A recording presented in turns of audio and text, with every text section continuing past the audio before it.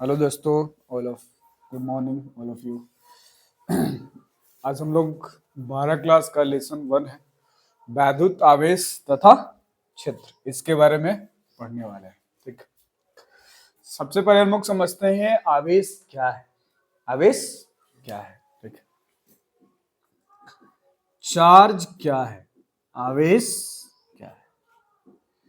हम लोग ज्यादातर बात इंग्लिश में ही करते हैं चार्ज की। ठीक है, जैसे मोबाइल चार्ज करना है या फिर बैटरी चार्ज करनी है। ठीक है, मतलब हम उस चीज को क्या कर रहे होते हैं, आवेशित कर रहे होते हैं। क्या कर रहे होते हैं? आवेशित कर रहे होते हैं। ठीक है, चार्ज क्या है? चार्ज एक प्रकार की ऊर्जा है। क्या है? एक प्रकार की ऊर्जा है।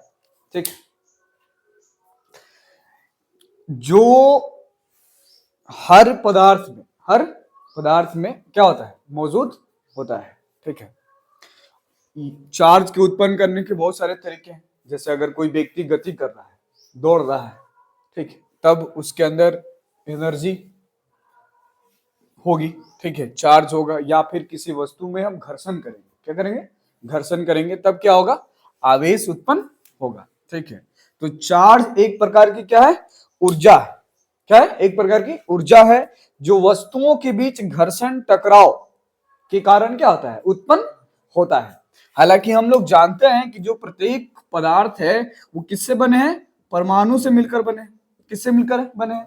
परमाणु से मिलकर बने हैं। और परमाणु में हम ये भी जानते हैं कि परमाणु में 3 कण हैं, न्यूट्रॉन, प्रोटॉन और इलेक्ट्रॉन। इसका मतलब ये हुआ कि जो पदार्थ है, ठीक है, सभी पदार्थ में ऑलरेडी आवेश है। ऑलरेडी आवेश है, मतलब उसके पास ऊर्जा है। केवल उत्पन्न करने के लिए हम क्या कर रहे हैं? घर्षण का प्रयोग कर रहे हैं, या फिर टकराव का क्या कर रहे हैं? प्रयोग कर रहे हैं कि भाई उसके अंदर जो आवेश है वो क्या हो? बाहर आए या फिर अंदर ले। ठीक है, इसका मतलब कि जो पदार्थ हो गए वो दो तरह के हो गए। कितने हो गए? पदार्थ दो तरह के हो गए। किसके आधार पर? आवेश के आधार पर। ठीक है, जब हम उसको आवेशित करते हैं, जब हम उससे आवेश उत्पन्न करते हैं, तब हम उसको क्या कहेंगे? आवेशित पदार्थ कहेंगे। क्या कहेंगे? आवेशित पदार्थ। जब हम पदार्थ को जैसा है स्थिर वैसा ही छोड़ देते हैं, तब हम उसको क्या कहेंगे? अनावेशित। मतलब उस पर अभी कोई आवेश उत्पन्न नहीं हुआ है। ठीक है, उत्पन्न नहीं हुआ है। इसका मतलब ये नहीं हुआ। अब हम लोग जानते हैं न्यूट्रॉन, जो नाभिक है उसमें कौन सा चार्ज? Plus charge. और बाहर जो इलेक्ट्रॉन दिख रहा है उसमें कौन सा चार्ज? Minus charge. मतलब इलेक्ट्रॉन के कारण ही प्लस और माइनस हो सकते हैं। ठीक है, अनावेशित पदार्थ क्या है, आवेशित पदार्थ क्या है? अनावेशित पदार्थ में प्लस की संख्या और माइनस की संख्या क्या होगी? बराबर होगी। प्लस चार्ज की संख्या और माइनस चार्ज की संख्या क्या होगी? बराबर होगी। तभी तो इस पदार्थ को हम लोग अनावेशित या फिर उदासीन कहते हैं। क्या कहते हैं? उदासीन कहते हैं। आवेशित पदार्थ क्या है? अब यहां होगा प्लस चार्ज की संख्या equal to not minus charge की संख्या। कहने का मतलब किसी ना किसी की संख्या क्या होनी चाहिए? ज्यादा होनी चाहिए। इसका मतलब कि जो आवेशित पदार्थ हैं वो कितने हो गए? दो तरह के। कितने तरह के हो गए? दो तरह के। एक को धनावेशित कहा गया, एक को क्या कहा गया? धनावेशित कहा गया। और एक को क्या कहा गया? ऋणावेशित कहा गया। एक को आवेशित और एक को धनावेशित। धनावेशित मतलब उस पर कौन सा चार्ज ज्यादा होगा? प्लस चार्ज ज्यादा होगा। ऋणावेशित कौन? माइनस चार्ज होगा। फिर से समझिए आवेश क्या है। आवेश एक प्रकार की ऊर्जा है। क्या है? ऊर्जा है। और आप जानते हैं ऊर्जा ना तो नष्ट होती है और ना ही उत्पन्न किया जाता है, बस एक रूप से दूसरे रूप में रूपांतरण किया जाता है। ठीक है, यहां भी हमने बता रहा है कि जो आवेश है एक प्रकार की ऊर्जा है, जिसे टकराव या फिर घर्षण के कारण या फिर उसके आंतरिक कण के बीच गति के कारण उत्पन्न होता है। ठीक है, तब हम उसको, जो उत्पन्न होता है उसको क्या बोलते हैं? आवेश। क्या बोलते हैं? आवेश बोलते हैं। ठीक है, हमने कहा कि जो आवेश है, सारे पदार्थ के अंदर आवेश है। क्यों? क्योंकि सारे पदार्थ किससे बनकर मिलकर बने? परमाणु से मिलकर बने। ठीक है, किससे मिलकर बने? परमाणु से। आप लोग जानते हैं नाभिक में प्लस और बाहर जो इलेक्ट्रॉन उसमें माइनस होता है। उस आधार पर हमने कहा कि अनावेशित है और आवेशित है। आवेशित जिसमें प्लस की संख्या मतलब प्लस चार्ज की संख्या और माइनस चार्ज की संख्या बराबर हो, उसको उदासीन कहिए या फिर अनावेशित कहिए।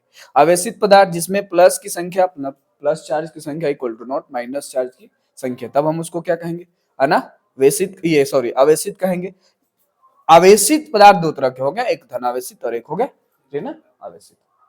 जिसमें प्लस चार्ज की संख्या ज्यादा होगी वो धनावेशित हो गए, और जिसके साथ ऋण माइनस चार्ज की संख्या ज्यादा होगी वो क्या हो जाएगी? ऋण आवेशित हो जाएगी। ठीक, ऋण आवेशित हो जाएगी। इस प्रकार आप देख सकते हैं कि जो आवेश है वो कितने तरह के हैं? दो तरह के। कितने तरह के?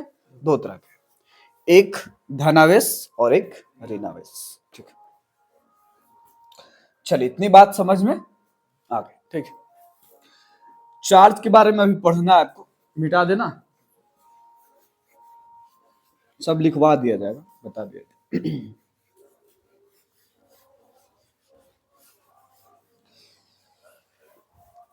चलिए, हमने अब देखा कि जो आवेश है वो दो प्रकार का है। कितना है? दो प्रकार का। एक है आपका धनावेश, एक है आपका ऋणावेश। धनावेश और ऋणावेश। ठीक है, अब देखिए करा कि आवेश के बीच में जब हम चले जब हम इनके गुणों की चर्चा करेंगे तो एक नाम है ध्रुवता। क्या नाम है? ध्रुवता। ठीक है, ये ध्रुवता आवेश के गुणों के बीच भेद करता है, बताता है। क्या करता है? भेद करता है, या फिर आप कह सकते हैं कि जो ध्रुवता एक प्रकार का गुण है जो आवेशों के बीच के अंतर को दर्शाता है या फिर बताता है। ठीक है, उसको हम लोग क्या कहते हैं? ध्रुवता कहते हैं। जैसे अगर हम बात करें प्लस और प्लस की, प्लस चार्ज और प्लस चार्ज दिया है, तो इस प्लस और प्लस चार्ज को हम लोग क्या कह देंगे? सजातीय। क्या कहेंगे? सजातीय। सजातीय आवेश। क्यों? क्योंकि इन दोनों जो आवेश है वो कौन कौन सा? Plus plus. ऐसे ही माइनस माइनस दिया रहा है तो भी हम इसको क्या कहेंगे? सजातीय आवेश कहेंगे। ठीक है, हाँ, अगर प्लस माइनस दिया रहे या फिर माइनस प्लस दिया रहे तब हम इसको क्या कहेंगे? विजातीय आवेश। ठीक है, प्लस माइनस या माइनस प्लस रहे तो विजातीय, प्लस प्लस रहे या माइनस माइनस रहे तो सजातीय। अब इन दोनों में अंतर को जो बताता है उसको हम लोग क्या कहते हैं? ध्रुवता। उस गुण को कहते हैं क्या है? ध्रुवता। ठीक है, चलिए अब इन दोनों के बीच क्या अंतर है? करे कि अगर सजातीय आवेश अगर होंगे तो आपस में क्या करेंगे? हाँ, आपस में प्रतिकर्षण करता है, रिपल्सन उसको कहा जाता है इंग्लिश में। ठीक है, और जब डिफरेंट होंगे, विजातीय होंगे, तो आपस में क्या करेंगे? आपस में प्रतिकर्षण और आपस में आकर्षण करेंगे। ठीक है, आपस में प्रतिकर्षण। जैसे मान के चलिए अगर दो आवेश है, प्लस है और प्लस है, तो आपस में ये मतलब एक साथ एक डायरेक्शन में नहीं होंगे, ये हो इधर और ये इधर, क्योंकि प्रतिकर्षण हो रहा है। जबकि माइनस और प्लस में क्या होगा? एक दूसरे आकर्षित होंगे ना, ये इधर या फिर ये इधर, ऐसे आकर्षित। ठीक है, तो सजातीय जो आवेश है वे उनके बीच प्रतिकर्षण, और जो विजातीय आवेश है उनके अंदर क्या? आकर्षण होता है। ठीक है, चलिए आगे और भी बात हम लोग करते हैं। इतनी बात समझ में आई? ये आवेश की बात है। जब हम आवेश की बात कर रहे हैं तो हमने देखा कि आवेश के आधार पे पदार्थ को दो वर्गों में बांट दिया गया, एक को आवेशित और एक को अनावेशित। ठीक है,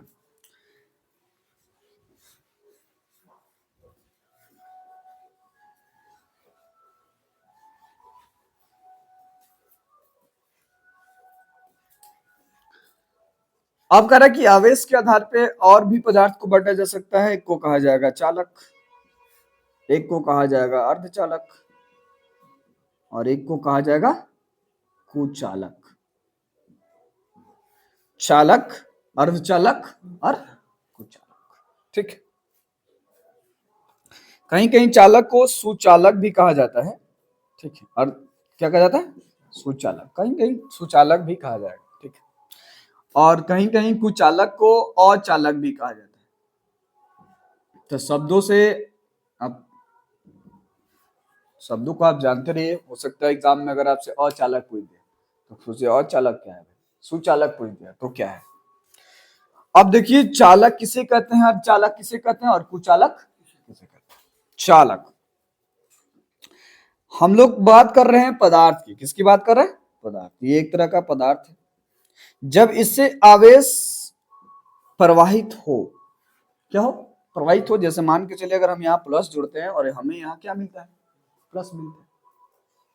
जब हम प्लस जोड़ते हैं तो हमें क्या मिलता है? प्लस मिलता है। तब हम इसको क्या क्या कहेंगे? चालक कहेंगे। क्या कहेंगे? चालक कहेंगे। कुचालक,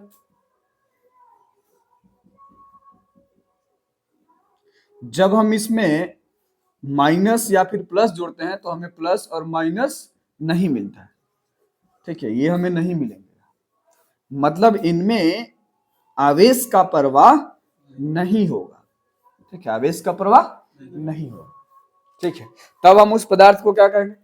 कुचालक। क्या कहेंगे? कुचालक। अर्धचालक क्या है? जैसे कुछ उदाहरण चालक का आप उदाहरण ले सकते हैं। जितने धातु हैं सभी धातु क्या है? सुचालक है। क्या है? सुचालक है। अपवाद में कौन सा है? ठीक है। जैसे अगर हम पारा को ले, किसको ले? पारा को, ठीक है, तो वो कुचालक है। आइए हम बात करते हैं कुचालक का। कुचालक में आपका लकड़ी, सूखी लकड़ी होनी चाहिए, है ना, पत्थर या फिर ईंट, इस तरह के जो भी पदार्थ हैं वो सब क्या है? और चालक है। इनसे विद्युत का प्रवाह एक जगह से दूसरी जगह नहीं होगा।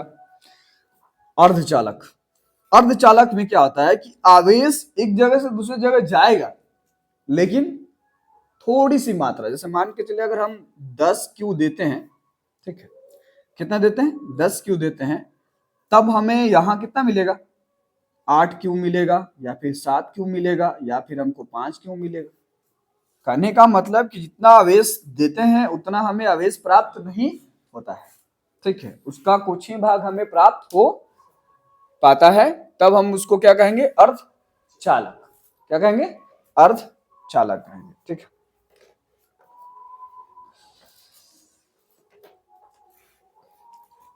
इतनी बात समझ में आ गई? चालक, अर्धचालक और कुचालक। चालक वह पदार्थ जिसमें विद्युत धारा नहीं, जिसमें आवेश का प्रवाह आसानी से हो जाए, उसको क्या कहेंगे? चालक। जिसमें आवेश का प्रवाह आसानी से ना हो, क्या कहेंगे? कुचालक। जिसमें आवेश का प्रवाह अर्ध रूप से या संपूर्ण रूप से ना हो, थोड़ी मात्रा में हो, तब उसको क्या कहेंगे? उस पदार्थ को क्या कहेंगे? अर्धचालक कहेंगे, ठीक। इतनी बात समझ में आई? आ गई? चलिए,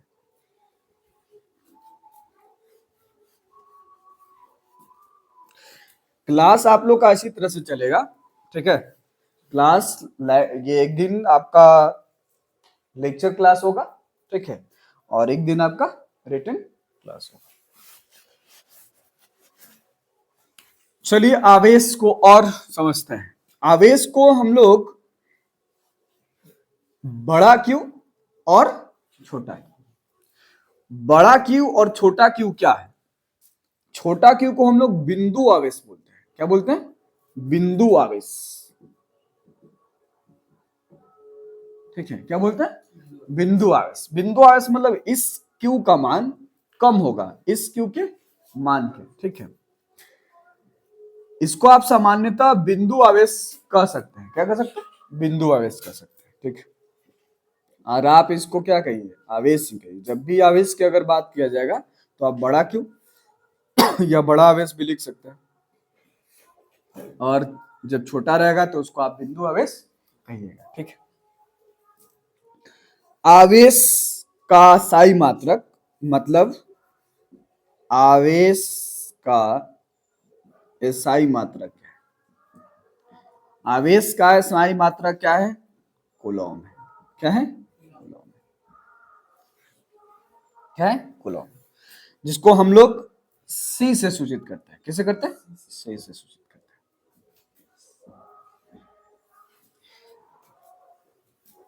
क्यू बराबर होता क्या है? अभी हम आवेश के गुण जानेंगे तो वहां थोड़ा पढ़ लेंगे।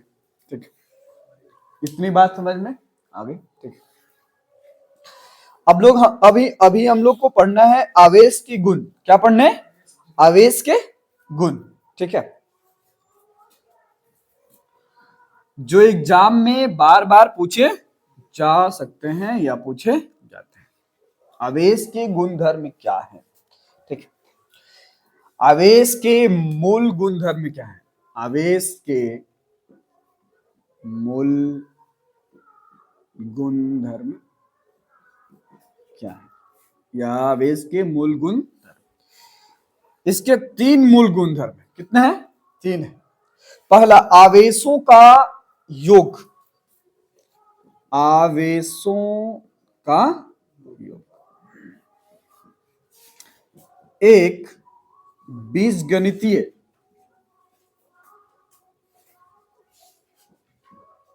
बीजगणितीय ठीक है, बीज गणितीय आवेशों का योग एक बीजगणितीय योग है। ठीक है, कैसा योग है? बीजगणितीय योग है। जैसे कोई भी बंद आकृति के या कोई भी इस तरह की आकृति में अगर चार्ज आपको दिया रहे +2, -3, +6, -2, प्लस, इस पदार्थ का कुल आवेश कहा जाए। क्या कहा जाए? कुल आवेश निकालिए, मतलब Q टोटल आपको निकालना है।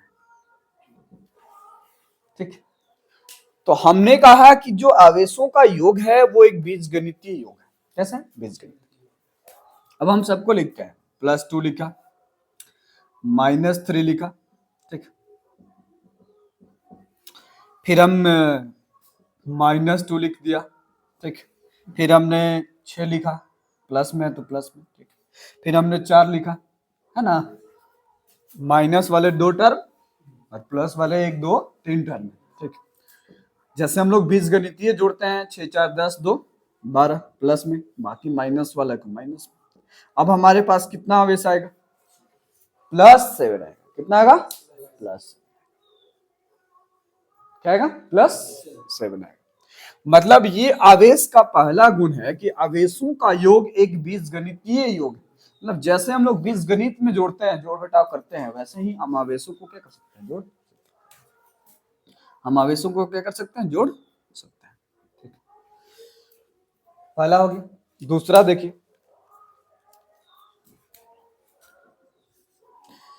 वैद्युत आवेश संरक्षित होते हैं। क्या होते हैं? संरक्षित होते हैं। क्या होते हैं? संरक्षित होते हैं। हमने कहा कि जो आवेश है ना तो उत्पन्न किया जा सकता है और ना ही नष्ट किया जा सकता है, बस एक फॉर्म से दूसरे फॉर्म में बदला जा सकता है, रूपांतरण किया जा सकता है। यही हमें बता रहा है आवेश, वैद्युत आवेश संरक्षित होते हैं, मतलब ना तो उनका विनाश होता है और ना ही वे उत्पन्न होते हैं। ऐसा होता तो हमारे दुनिया भर में केवल आवेश ही होते, लेकिन ऐसा होता नहीं है, केवल रूपांतरण होता है।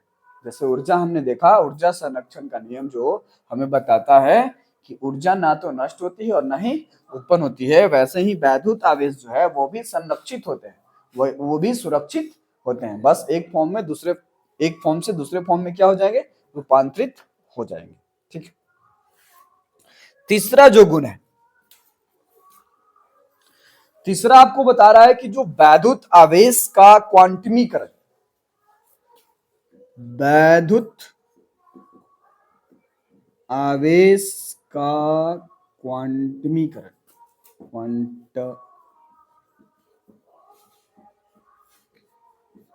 वैद्युत आवेश का क्वांटमीकरण, वैद्युत आवेश को क्वांटमीकरण को हम लोग बोलते हैं वैद्युत आवेश को पूर्णांक संख्या के रूप में, किसके रूप में? पूर्णांक संख्या के रूप में लिखा जाता है। क्या किया जाता है? लिखा। जैसे अभी तक हम जितने आवेश को लिख रहे हैं किस फॉर्म में लिख रहे हैं? पूर्णांक संख्या। क्यों? क्योंकि जानते हैं आप लोग पूर्णांक संख्या में प्लस भी होता है और माइनस भी होता है।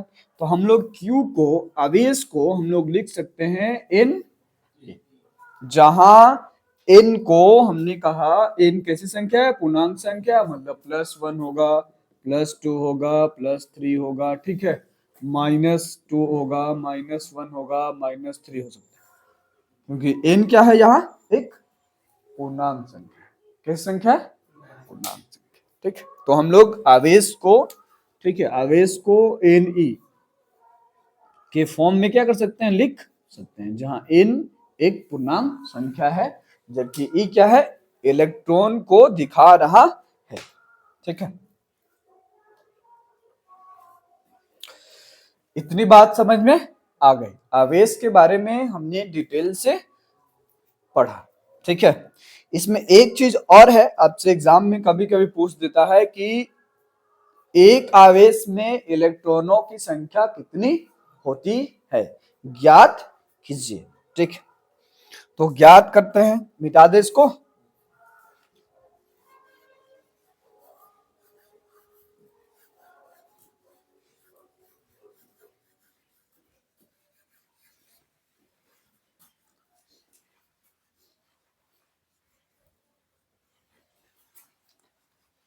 क्वेश्चन आता है,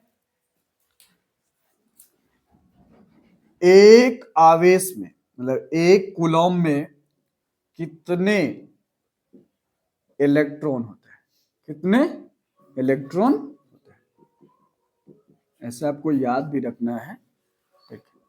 एक कूलॉम में कितने इलेक्ट्रॉन होते हैं, आइए समझते हैं।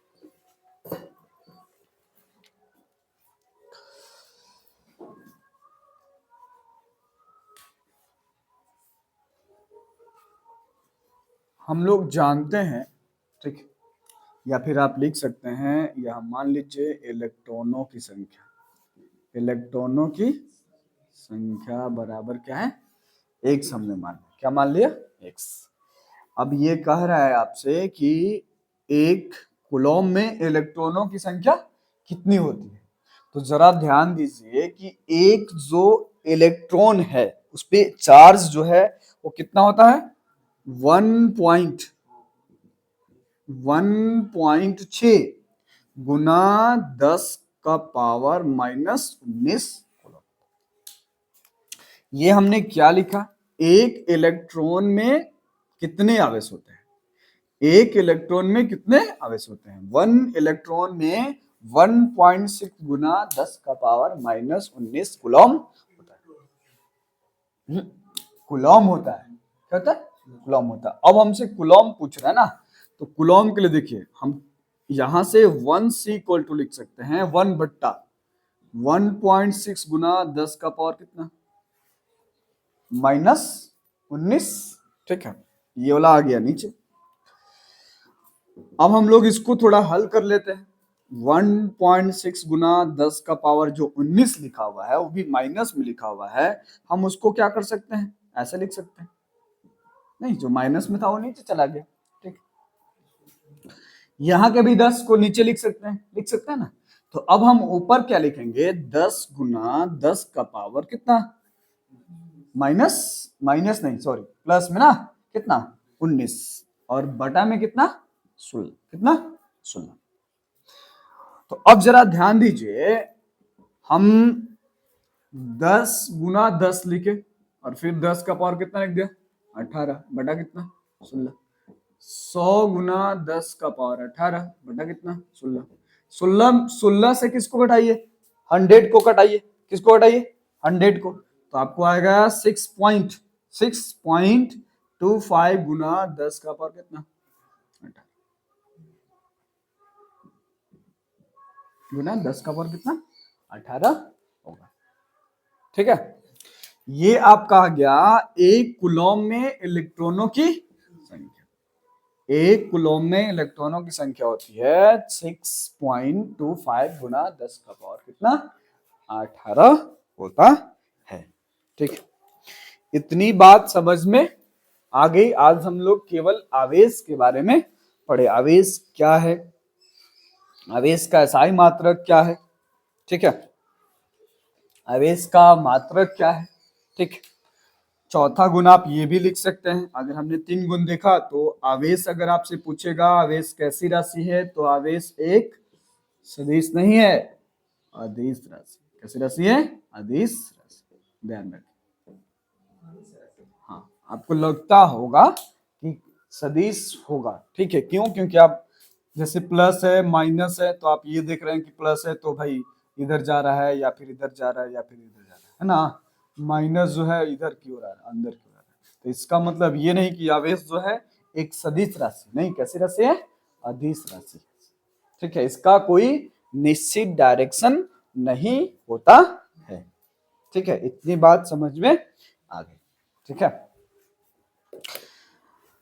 तो तब तक के लिए आप लोग अपना ध्यान रखिए, और वीडियो अच्छा लगे तो लाइक, सब्सक्राइब और शेयर जरूर कीजिए। ठीक है, इस चैनल में आप सभी का स्वागत है।